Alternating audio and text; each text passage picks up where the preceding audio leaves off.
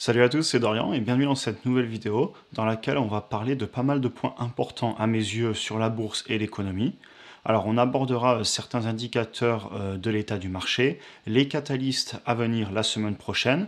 On parlera aussi de ma position en cash qui est prête à être déployée sur les marchés.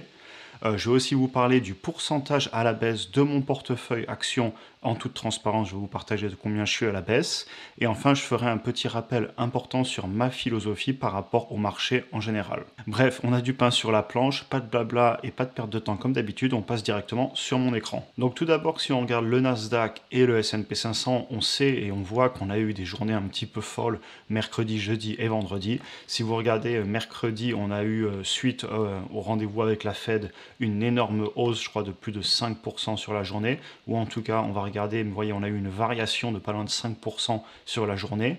Ensuite, le lendemain, ça a été la grosse dégringolade, et on a baissé de presque 5% sur le Nasdaq, et hier, on a eu une stabilisation, cependant, on a continué à baisser, mais on n'a pas baissé autant. De la même façon, sur le S&P 500, bon, la même chose, mais en un petit peu moins violent, en termes de pourcentage, mais on a eu le même type de réaction. Et si vous regardez sur les deux, on est revenu sur les niveaux de résistance qu'on a ici et là. On n'a pas encore cassé, ou alors on a cassé très brièvement sur le Nasdaq, mais ensuite on est revenu. Donc pour l'instant, on n'est pas allé plus bas, mais attention, clairement les marchés, pour moi, si on regarde les indicateurs, ça sent pas très bon. Ça ne veut pas dire que j'investis pas, comme on en parlera à la fin de la vidéo, mais voilà, soyons prudents, n'allons pas mettre tout notre argent d'un coup. Donc voilà ce qui s'est passé sur les marchés. Et si vous regardez l'indice de volatilité, le VIX, eh bien effectivement, on est assez haut actuellement et il y a une bonne volatilité sur les marchés. Alors ça va en lien avec quelque chose que vous avez certainement entendu parler un peu de partout, qui est qu'on a eu un début d'année parmi les pires qu'on a eu depuis très longtemps. Là, on a des pires débuts d'année depuis 1942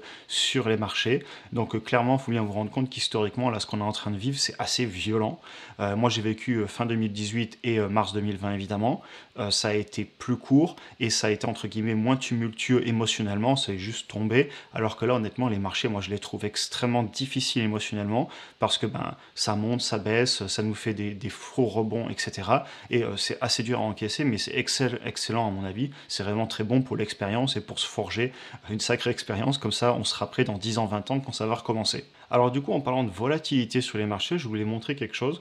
En fait, je suis allé sur Google Trends et je me suis amusé à chercher le mot-clé appel de marge. Je le fais assez souvent aussi pour information quand je fais des recherches d'actions en bourse.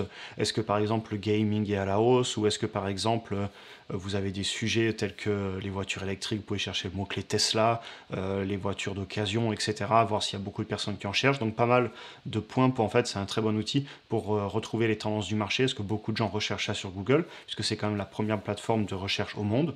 Et donc là, si vous mettez appel de marge ou margin call en anglais, ce sont en fait tout simplement quand vous empruntez de l'argent sur un courtier, quand vous faites en gros de la vente à découvert, eh bien vous pouvez avoir un margin call si les marchés baissent énormément. Et donc là sur Google Trends, j'ai tapé appel de marge, pardon, margin call en anglais, pour voir un petit peu sur les marchés, est-ce qu'il y a des personnes qui sont en train de rechercher ça en ce moment. Et clairement, eh bien si vous regardez, vous voyez qu'on a eu un très beau pic là en début avril et on a l'air de commencer à repartir à la hausse. On va voir jusqu'où on va monter, mais il ne faudrait pas être étonné qu'on ait eu des personnes qui ont eu des appels de marge, c'est-à-dire que vu que le marché a fortement baissé, s'il y avait des personnes qui avaient emprunté de l'argent au courtier pour tout simplement pouvoir acheter encore plus d'actions sur de la dette, et bien si ça baisse de trop, vous pouvez très bien avoir les banques qui vous appellent et vous disent écoutez, maintenant il faut rembourser, et donc le seul moyen de le faire, et bien, c'est de liquider des positions qui sont déjà fortement à la baisse, et ça peut aussi expliquer la volatilité. Évidemment, on n'en est pas certain, cet outil c'est qu'un outil, mais voilà, c'est tout à fait le genre de choses qui peut arriver, et si vous vous amusez à aller voir le graphique sur une très longue période, et bien vous retrouvez qu'à chaque grand crack, vous prenez 2007-2008, avant en 2001 il n'y avait pas encore Google ou alors il n'y avait pas encore ces outils, et si vous prenez même 2018 et mars 2020, vous verrez ces explosions de recherche en fait sur les appels de marge ou les margin calls. Et donc c'était juste un petit outil intéressant que je voulais vous montrer, et pour vous montrer qu'effectivement, vu qu'il y a des actions qui prennent des moins 70, moins 80% depuis 6 mois, c'est pas étonnant qu'il y ait des personnes qui puissent se retrouver dans une telle situation. Très bien, passons au point suivant que je voulais vous montrer. Alors il s'agit, je vous le montre assez souvent ce graphique de chez Yardini Research, qui est un fonds américain et ils font ces publications, et en fait ce sont les forward PE.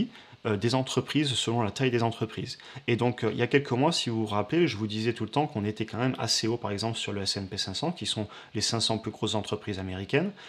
Et donc là, vous voyez qu'on est vachement bien redescendu quand même. On n'est pas encore sur les moyennes historiques, donc clairement, il y a encore du potentiel à la baisse sur le S&P 500, à mon avis. Vous voyez, on n'est pas aussi bas qu'en mars 2020. Regardez à quel point on avait baissé. Ou alors, regardez même pendant le crack de 2008 où on était. Cependant, on est quand même en train de baisser. Et alors, où c'est beaucoup plus flagrant, c'est quand vous allez sur les moyennes et petites entreprises. Voilà, je vais vous mettre les deux. Et bien là, vous regardez par contre qu'on est beaucoup plus bas. Donc, toutes les petites entreprises qui pèsent aller jusqu'à 10 milliards, eh bien, vous voyez qu'elles sont beaucoup moins chères actuellement que les grosses entreprises qui d'ailleurs ont bien mieux tenu jusqu'à maintenant. Et de la même façon, si vous regardez historiquement, prenez 2008 et mars 2020 et même fin 2018 où on avait eu la sacrée bonne correction sur 2-3 mois, eh bien vous retrouvez qu'effectivement on est en train de redescendre sur des niveaux beaucoup plus raisonnables. Donc ça montre quand même que le marché, il n'est pas, il est pas aussi cher. Pour moi, il n'est pas dans une bulle. Après, je peux me tromper. Certains actifs le sont peut-être, certaines actions individuelles ou même certains actifs alternatifs, on ne va pas parler ici. Mais donc voilà. Par contre, globalement, le marché, eh ben, je trouve qu'il est en train de revenir sur des niveaux plus sains. Et c'est une bonne chose pour moi, et du coup je voulais vous le montrer. Très bien, donc maintenant passons sur la deuxième partie, les catalystes à venir pour moi. Alors j'en retiens deux pour la semaine prochaine. Tout d'abord, on a le CPI. Alors le CPI, en fait, eh ben, c'est tous les mois, on vous donne l'inflation par rapport à l'année d'avant. Et donc le 11 mai, on va avoir le CPI donc, du mois d'avant. Donc en gros, l'inflation qu'on a eue sur avril. Et là, il y a énormément de spéculation. En gros, la question, c'est qu'est-ce qui se passe? Est-ce que l'inflation a encore augmenté? Et donc là, c'est un scénario très mauvais, ça peut pousser la Fed à aller monter les taux encore plus vite, etc. Est-ce que l'inflation a stagné? Dans ce cas-là, eh bien, c'est pas une bonne nouvelle, mais c'est pas non plus une catastrophe.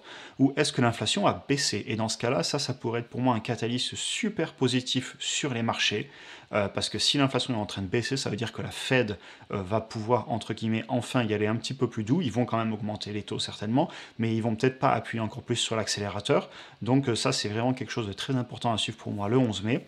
Et le deuxième point dont je voulais vous parler, eh bien, c'est le 9 mai. Donc en fait, le 9 mai, on a le Victory Day. Alors ça concerne la Russie. En fait, si vous regardez un petit peu l'histoire, pendant la Seconde Guerre mondiale, ils se sont énormément battus, ils ont perdu énormément de personnes. Et c'est en gros leur 14 juillet, mais décuplé. C'est extrêmement important pour eux. Et donc on a des spéculations sur qu'est-ce qui va se passer le 9 mai. Est-ce qu'on va avoir des annonces du gouvernement russe par rapport à, hélas, ce qui se passe en ce moment d'un point de vue géopolitique? C'est pas le genre de choses dont je parle sur la chaîne, mais bon, c'est à prendre en compte parce que ça a des énormes influences sur les projections futures, l'économie, l'inflation, etc., comme on sait. Et donc qu'est-ce qui va être annoncé? Si c'est du négatif, ça pourrait être très négatif, mais si c'est du positif, ça pourrait être aussi très positif pour les marchés et l'économie mondiale. Donc voilà, je tenais à vous parler de ce deuxième catalyste. Très bien, donc maintenant je vous propose de revenir un petit peu sur mon point de vue général sur l'état du marché et sur quelques clarifications que j'aime à faire, et je vous partage un petit peu ici ma philosophie et ma vision des choses, puisque je pense que si vous êtes là, c'est aussi que ça vous intéresse d'avoir l'avis d'un investisseur et vous pouvez regarder plein d'autres avis pour au final vous forger votre propre opinion. Alors tout d'abord, je voulais clarifier avec vous ma position en cash, c'est-à-dire en espèces actuelles, en euros et dollars, que je peux déployer sur différents investissements. Donc actuellement, j'ai regardé ce matin, je suis à 17,9% de cash par rapport à mon patrimoine. Et du coup, vous allez me dire, je pense, pourquoi autant? Parce que c'est quand même assez beau, c'est quand même un chiffre assez élevé. Et donc, en fait, c'est assez simple. Tout d'abord, je dois être prêt à saisir des opportunités et pas qu'en bourse d'ailleurs. Et aussi, il y a quelques mois, j'étais un petit peu plus bas. Et du coup, j'ai mis des actions en place, surtout en mars et avril, pour re-rentrer de l'argent, pour me préparer. Parce que s'il y a un coup dur qui arrive, une récession, et même de façon générale, s'il y a des opportunités, je veux être prêt à les saisir. Et donc, plus je pense, je vais me reprendre, plus le marché et tout va bien, plus et aussi, et moins je peux, j'ai du mal à parler aujourd'hui, hein, et plus je peux être bas en cash. Et par contre, plus il y a de difficultés et d'incertitudes, et plus je vais monter en cash, même si je sais qu'il y a l'inflation, mais c'est pas grave, je le fais quand même. Je vais pas monter à 50% de cash, vous rassurez-vous, mais voilà, je tiens à le faire. Et donc du coup, notamment, j'ai beaucoup épargné ces 2 derniers mois. J'ai aussi travaillé plus sur différentes sources de revenus, et aussi j'ai pris des plus-values sur des objets de collection. Et enfin, techniquement, quelque chose auquel on pense pas forcément, et bien en fait, vu que les marchés, ils ont baissé, eh bien mon cash, lui, en termes de patrimoine, mécaniquement ou mathématiquement plutôt, eh bien il est monté puisque mon patrimoine vaut moins, puisque mes actifs ont baissé sur le court terme. Et même si sur le papier, ben, ce cash il souffre de l'inflation, eh ben, je ne perds pas des euros ou des dollars. Donc ça veut dire que ça grossit aussi par rapport à mon patrimoine. Donc voilà un petit peu pour ma position en cash. Je tenais à vous dire à peu près où je me situe actuellement. En gros, je compte rester entre 15 et 20%, à moins qu'on ait soit des nouvelles extrêmement positives, et dans ce cas-là, je vais pouvoir aller déployer un petit peu. Et si on a des nouvelles extrêmement négatives, et bien dans ce cas-là, je vais rester certainement autour des 15 à 20%. Très bien, donc passons maintenant au prochain sujet. C'est un sujet qui fâche entre guillemets. On va parler de la baisse de mon portefeuille. Je vais vous donner ça en toute honnêteté, en toute transparence. Donc pour vous dire, sur les 6 derniers mois, j'ai effacé plusieurs dizaines de milliers d'euros de gains latents. Mais évidemment, c'est du gain latent, et c'est du coup des pertes latentes. Je ne vends pas, ça c'est mon choix, et donc au final, c'est pas de l'argent perdu, c'est juste que sur le papier, je vaux moins. Après, je tenais à vous dire, j'ai 31 ans, j'ai pas besoin de cet argent, et au final, ce marché, ben pour moi, c'est une opportunité. S'il y a des personnes qui sont négatives et qui veulent me vendre leur Google, leur PayPal, leur Facebook, leur Amazon, leur Disney et plein d'autres actions ou d'autres actifs à ces prix-là, eh ben, je serais très heureux de les acheter avec plaisir et de leur prendre leur actif à ces prix-là s'ils souhaitent me les vendre, tant mieux. Alors surtout, ne suivez surtout pas ce que je vous dis sans réfléchir à votre situation, à votre gestion des risques et à votre profil, évidemment. Forgez-vous votre propre opinion. Ici, je ne vous donne pas de conseils, je ne fais que vous partager ma vision des choses et ce que je fais. Et du coup, en revenant sur le sujet de ma stratégie, du fait que j'ai 31 ans, que je suis plutôt assez jeune entre guillemets, en tout cas je suis loin de la retraite on va dire, ce que je voulais aussi vous rappeler, c'est que sur cette chaîne, en fait, si vous regardez, enfin moi j'ai les statistiques, on est une majorité de personnes entre guillemets jeunes et actives, on est en gros entre 20 et 40 ans pour la majorité des personnes qui regardent la chaîne. Et évidemment, une personne à l'inverse qui s'approche de la retraite, ou même qui est à la retraite, eh bien c'est une personne qui sera dans une situation très différente. Et peut-être qu'une personne qui a 60 ans aujourd'hui, eh ben, elle est appelée ou elle a déjà été appelée à vendre massivement pour conserver son patrimoine, parce que l'horizon de temps, eh ben, c'est pas du tout le même que nous, parce qu'ils ont peut-être pas encore 20 ans ou 30 ans de travail à gagner, à générer de l'argent, à apporter de la valeur sur le marché, par rapport aux personnes qui, comme nous, en gros, entre 20 et 40 ans. Et évidemment, je tiens aussi à le préciser, une personne plus âgée, en théorie, eh ben, elle n'a pas forcément à vendre, parce qu'en général, quand on arrive autour des 50 ans, eh bien, on commence à réduire ses positions risquées en actions, et peut-être qu'on va les remettre sur des actifs moins volatiles, comme par exemple des actions à dividendes, des indices à dividendes, de l'immobilier, etc. Donc voilà, évidemment aussi, sur cette chaîne, on est beaucoup à investir en actions, tout simplement parce que ça correspond à notre âge et à notre horizon d'investissement. Bon, très bien, passons au sujet qui fâche et que je vous avais promis depuis tout à l'heure. Mon portefeuille d'actions, il est à ce jour, donc là, samedi matin, donc vendredi soir à la fermeture des marchés, à moins 10,77% en latent. Alors, ça fait mal, je tiens à être complètement transparent, donc voilà, je suis à moins 10,77%. Mais ça, à vrai dire, eh ben, je m'en moque un petit peu. Enfin, ça fait mal, hein, clairement, ça m'embête, hein, je vais rester poli, mais voilà, c'est pas cool. Mais je ne regarde pas mes gains au quotidien, je tenais à vous le dire, et je le répète souvent sur la chaîne. À vrai dire, ça m'importe assez peu personnellement d'être à plus 10%, moins 10%, et je ne regarde pas tous les jours, entre guillemets, si le marché vient toquer à ma porte, eh bien je ne dis pas, écoutez, ah aujourd'hui ça a baissé, ben je vais vendre parce que j'ai peur. Je prends tout le temps, j'adore cette analogie, elle n'est pas de moi, vous la trouvez dans plein de livres de l'immobilier. Si quelqu'un vient toquer à votre porte demain et vous dit votre maison, elle vaut 5% de moins, 10% de moins, ben, vous n'allez pas la vendre votre maison, vous allez la conserver sur le long terme, puisque ben, c'est un actif long terme, c'est un investissement. Enfin, c'est pas forcément un actif, il y a un débat actif-passif sur les maisons. Si vous avez lu Père riche, Père pauvre, vous le savez. Mais dans tous les cas, si quelqu'un toque à votre porte, vous n'allez pas la vendre juste parce que ça a baissé de 5%. Eh bien, pour moi, c'est pareil pour les entreprises. Au final, moi, ce que je regarde, c'est combien j'ai d'actions dans chaque entreprise, quelle est ma taille de ma position dans cette entreprise, quel est mon patrimoine et comment je peux le faire grossir dans les 10 ans, les 20 ans. Je me concentre sur le faire grossir, puisque dans 10 ans, 20 ans, pendant 10 ans, 20 ans, pardon, je n'ai pas encore besoin de cet argent. Au final, les petites fluctuations du marché au quotidien, ben, je m'en moque un petit peu. Alors attention, ne me faites pas dire ce que je n'ai pas dit. Évidemment que je suis le marché au quotidien parce que ça me passionne et parce que je cherche de nouvelles opportunités. Ça, je le fais.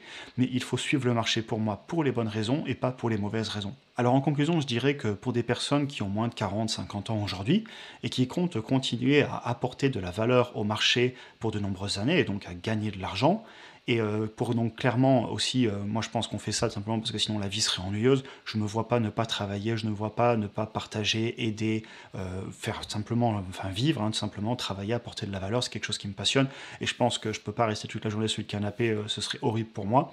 Et bien dans ce cas-là, si vous êtes dans ce scénario, eh bien pour moi, que le marché il continue à baisser pendant de nombreuses années, au final, bah, c'est une énorme opportunité. Ça va nous permettre d'accumuler un maximum d'actifs à un plus petit prix.